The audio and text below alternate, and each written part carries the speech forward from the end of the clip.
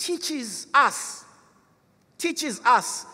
to want to rise up and ascend to the level of God, and sometimes to be above God. People don't realize when they start being above God that it is the beginning of a downfall. It is the beginning of a downfall. And so you wonder, where did evil come from? Some people don't believe because they don't understand, but why would God allow evil? And why did God create evil? God did not create evil. God created good. Lucifer was good. God did not create evil. But out of the power of Lucifer, out of the imagination of Lucifer, out of the creativity, and therefore the power to create that he had, out of him came this need, this want, and this urge to say, but I could be more. I could be more and go above and beyond even God. Today, we see that every single day, people in power, people in the make-believe world still seek to make us believe that they could be better than God, that there is something better than God. And those who have not come to full understanding and full acceptance of who God is and how powerful God is, fall into the trap. Fall into the trap of buying into. Sometimes you don't have to deny God and say, but when you buy into somebody else's posture of power, you have denied God. You don't have to actively deny God and say, but when you buy into, in other words, when you believe and accept the power of another,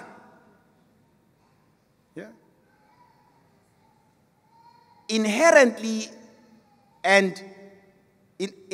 you deny and therefore refute that God is all-powerful. Now, for somebody who grew up in a place where you are constantly preoccupied with witchcraft, this is how, and give me some music because I think we now need to go. This is how we grew up.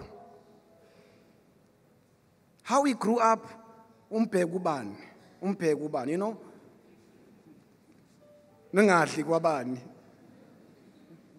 My brother, he's late now, Mondli defied all of that. He would go ayodla masila paya, ayoseng inkomo zakwabani, you know.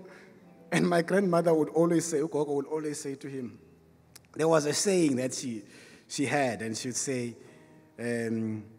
but I forgot now, it just escaped me, but something like, uyobuya ungazi ukuthi ukuliswe yini, because he just loved eating all over the place. And I was very obedient. I was always a good child, Bazalwane, and I was obedient to say, and I always thought, you know, I can't. So I never ate endaweni zabantu, because that's how we were raised. And it's difficult. It's difficult when there are stories that are told. It's difficult when you are told stories about your family and stories that children died, so and so died, your grandfather got sick, and all of these things. And you cannot not, because everything instills fear in you. I love the church and I love my upbringing in the church. But the image of God that was planted in me when I was growing up in the church was always married with the evil, the not so good. Until I grew up spiritually. And when I grew up spiritually, it was my decision. I didn't think about it, it came from my spirit. And I thank God for it every day. That said to me, bazalwane niyazi ukuthi ngiqale uma ngithatha inkonzo umholi bengaxhawula abantu. But I went for you. I went for you, and I thought, I want to shake your hands. I want to hug you. I want to kiss some of you, and I want to come and eat with you. Because I cannot lead people that I don't trust. I cannot lead people that I don't trust.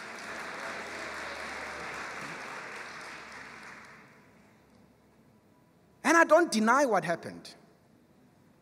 But for me to start a new walk, I had to trust God.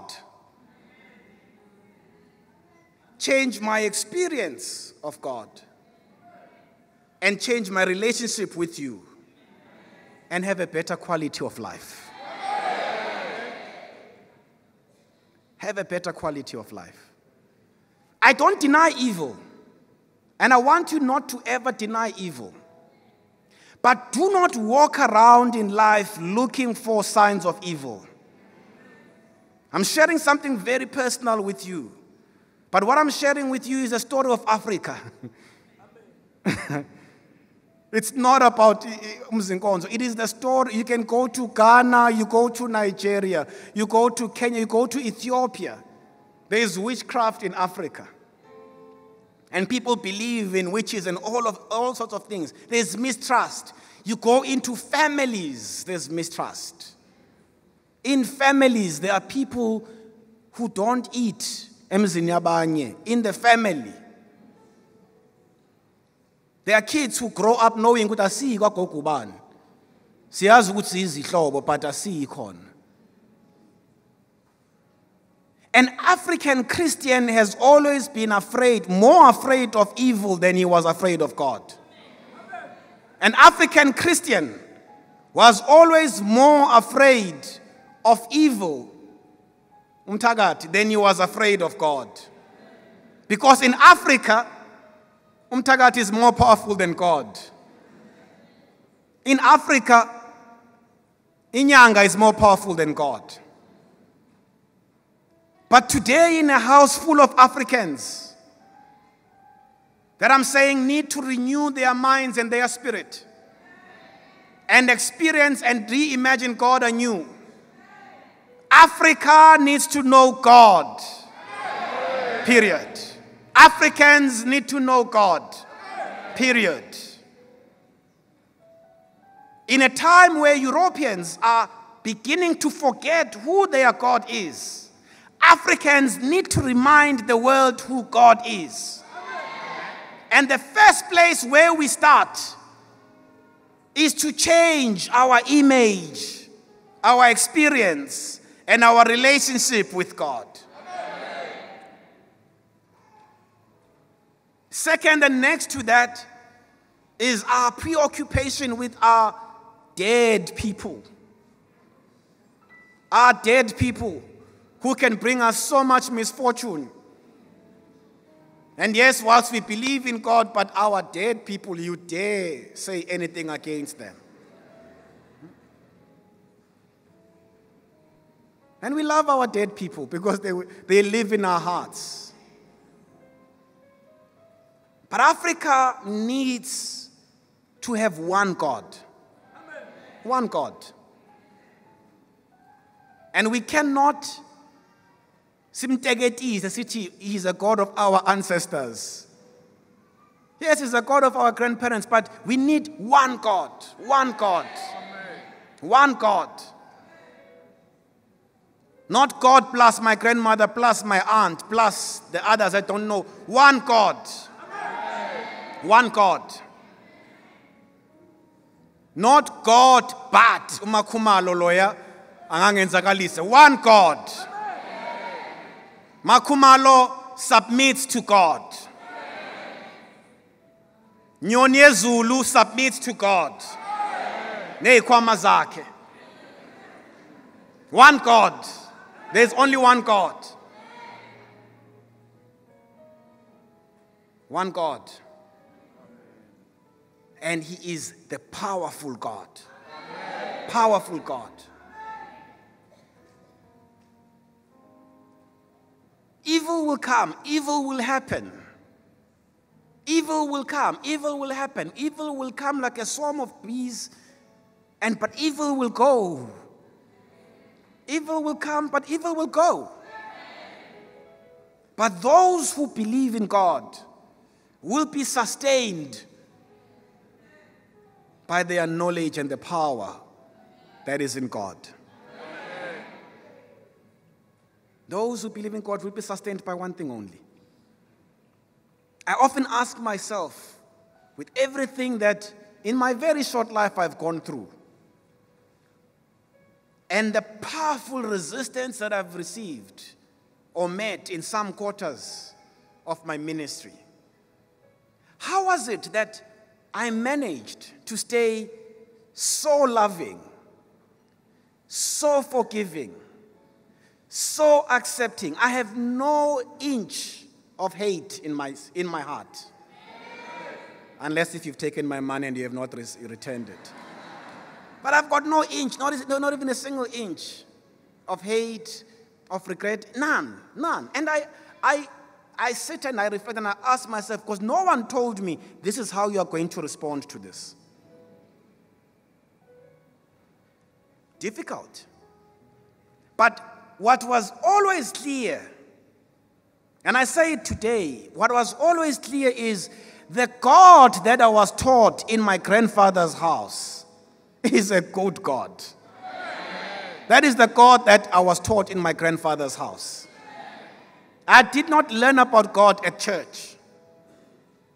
I was taught God in my grandfather. And the God that I was taught in my grandfather's house is a good God. And there are certain qualities that He expects of me in order to stay good. And therefore, I could not accept another teaching or I could not accept a response towards a particular event that would make me lose my goodness. And therefore, you cannot accept anything outside of you to make you lose your goodness. People betray you, and you say, well, I've become hard and become hardened in my heart because people have betrayed me. But God is still good. People act badly towards you, and you lose faith in the whole of humanity because a few people behave badly towards you. I read a story a couple of days ago, and it broke my heart. The extent of evil. There's a guy here in Durban, he's an athlete. And this guy was jogging at 3 a.m, preparing for a world championship. And he gets marked by 3 guys. And they came with a chainsaw. And you read the story, it's in the news, Konamanja, and they tried to cut both his legs. That's how evil the world is, or can be rather. And the newspapers say he tried to give them his phone and the money that he had just for them to leave him alone. They wanted his legs. But should this guy walk around thinking, but the world is so evil and therefore God is evil? Even in that situation, God is good. God is good. I don't care who does what to you in your life. God remains good and He remains powerful. Powerful. Say powerful. He remains powerful.